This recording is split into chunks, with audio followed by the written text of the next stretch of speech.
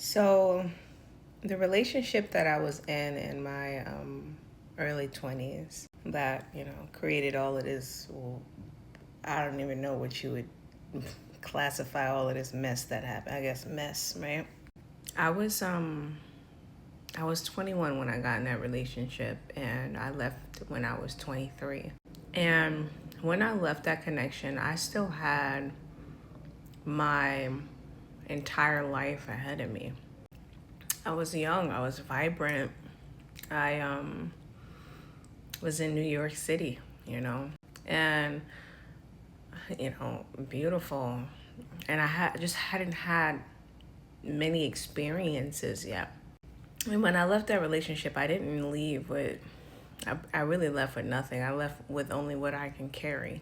Even the things that I brought into it, or the things that I built while I was there, all of it got left behind.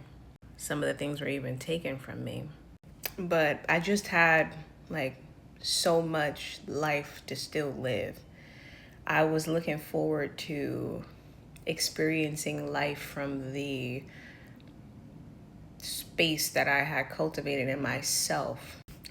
The individual that I was in a relationship with is severely narcissistic, compulsive liar, kleptomaniac. Like it's when you're dealing with a narcissist, you go through a lot of like build up and breakdown. They start fights. They get back good. They are doing the things you talked about. Then they come back.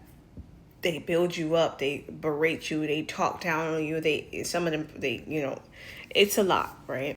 But one of the things that I was doing in that relationship was I was allowing myself to grow. So when you deal with a narcissist, like it's never about what they did to you. In their brain, it's always about your reaction to what they did to you.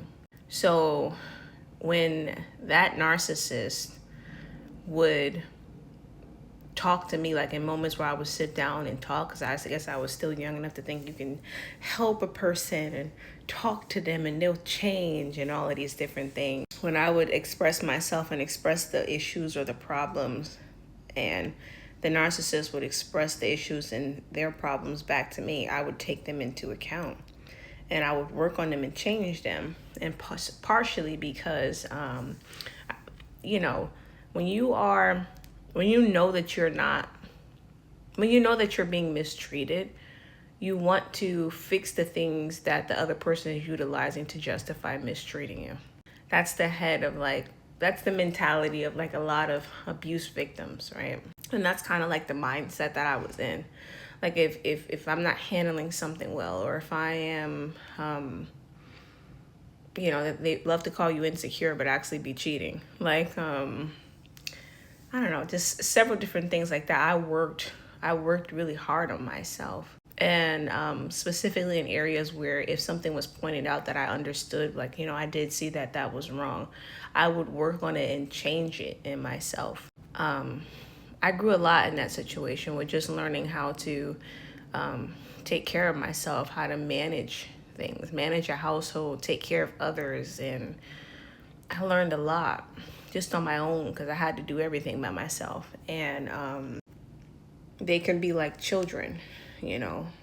So I learned a lot. And at 23, I still looked at myself like I have my whole life ahead of me. I still look at myself like I have my whole life ahead of me because I'm still in my 20s, right? And I will be for the next couple years.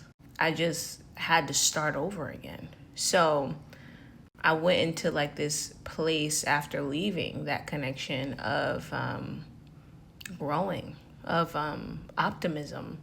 Like I looked forward to see what other experiences I could have after that. I just had to focus first on restabilizing myself because I don't, like I left with only what I could carry. So I went into the shelter system and I utilized that time to really like heal and focus inward, focus on myself. At that point in my life, I wasn't dating. I didn't even take a vow of abstinence. I took a vow of celibacy. So not only was I abstaining, I was also not dating. I took a really strong step and walk with God, that I still walk on with God. And I did a lot of things. I took a vow of sobriety for a long time, and I just was in my own world. And if you go back and you watch my TikToks, if you've been watching me for a while, you may remember that I used to do like the Eye of Horus on my face. I used to, do the butterflies on my face. One of the things that I really enjoy doing is face painting. When I was a child care provider, I always did face painting, like whenever I could. I love doing it. It's something that made me happy as a child whenever I could experience it. So I really just chose to reconnect with my inner child, because if you feel lost, one of the first places you need to look to find yourself is in your inner child, because that's the true essence of who you are.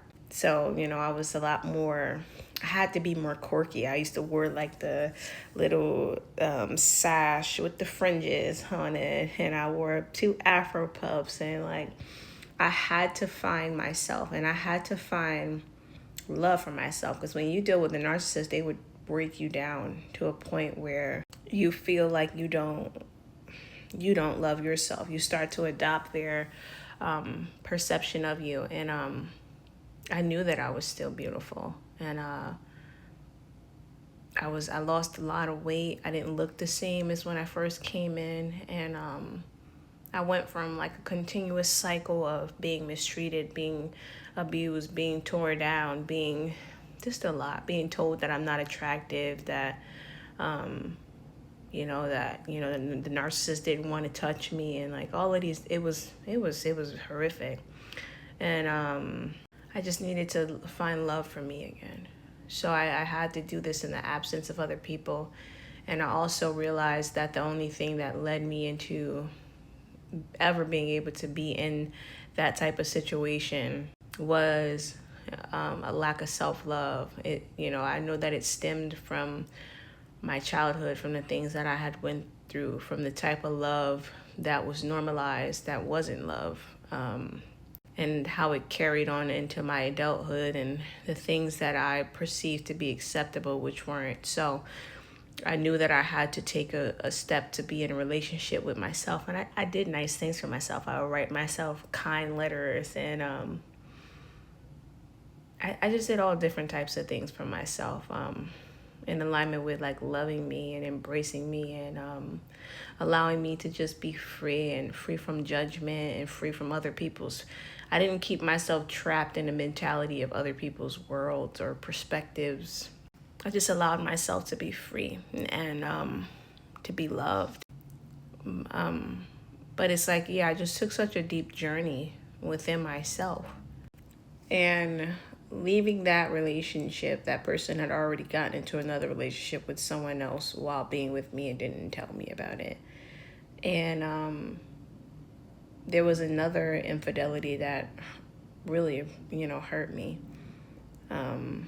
So there was a level of needing to heal, but there was a gift in that moment of choosing to leave, because, like I said, I was so young. I was 23, and life was still possible. Love was still possible. There was, like I said, so many things I had not experienced at that point that I wanted to, that I knew was possible for me. And not being berated, not being talked down to, not having to take care of everything, not having someone sabotaging me at it just felt like a weight was lifted off of me. And for like 5 years after leaving that situation, that person and the person they cheated on me with harassed me for the last 5. It's been horrific, honestly. And it's never going to be something I fully understand, because I honestly believe that whatever that is between them and God. But I never looked back on that situation, because it gave more weight than it provided stability. And I was happy to have the ability at life again. I didn't lose anything. I left with a skill set to make it on top of who I already was. And it felt like nothing in this world could ever have convinced me to want to go back. I found a love in me that can't be broken. I have enough love inside of me for me. And I know how much God loves me. And that's enough.